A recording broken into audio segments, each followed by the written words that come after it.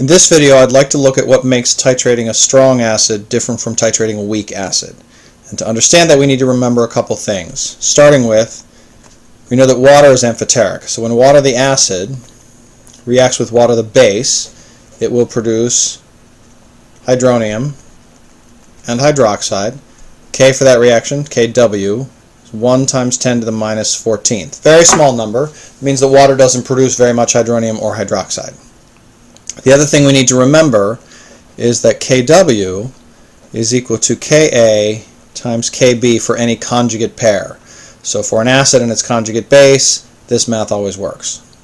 Now let's look at a general reaction for an acid. We know that an acid, we'll just call it HA, when it reacts with water, produces hydronium and the conjugate base. We know the formula for Ka is equal to hydronium, which I'll just write as H plus, times conjugate base over the concentration of the acid. So we've got this basic formula for Ka. When we have a strong acid, Ka is very, very large. When we have a weak acid, Ka is small. Let's look at two very specific examples. As a strong acid, we'll use hydrochloric acid. So hydrochloric acid reacts with water, produces hydronium, and chloride, the conjugate base. Ka for that particular acid is huge. I don't know that we even have calculated it. It's at least 10 to the 6th, perhaps more than that.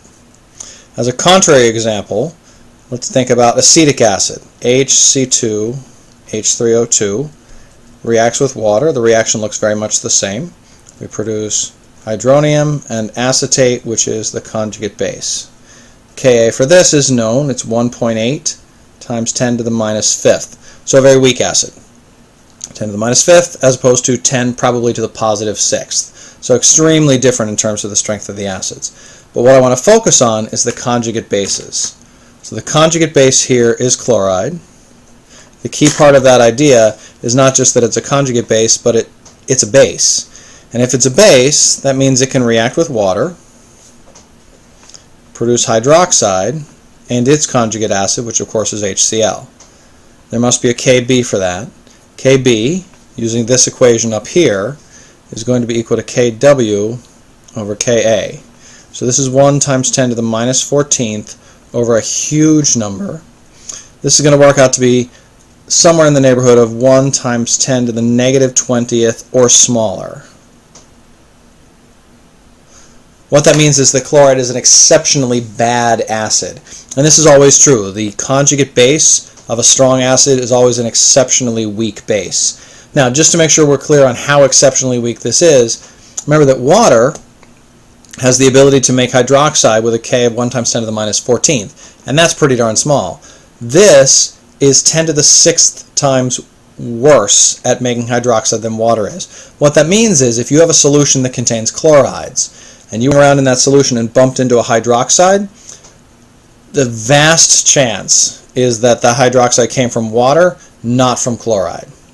This is so much more effective than this, that if you're finding hydroxides in the solution, it's because of the water, not because of the chloride.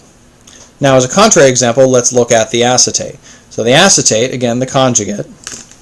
So we take that conjugate base, C2, H3, O2 minus 1, we react it with water as a base, we make hydroxide, and we make acetic acid, conjugate acid, which again is our original. The Kb here again is Kw over Ka. Now we know Ka. Ka for this is 1.8 10 to the minus 5th. If we do that math, we get 5.6 times 10 to the minus 10th. Still a small number. This is a weak base. There's no question that this is a weak base. But what's important here is that this number compared to this number. If you look at these two, this, although it's a weak base, is a considerably stronger base than that is. And that means if you're swimming in a solution of acetate and you bump into hydroxide, you have a much, much greater chance that that hydroxide came from the acetate rather than from the water.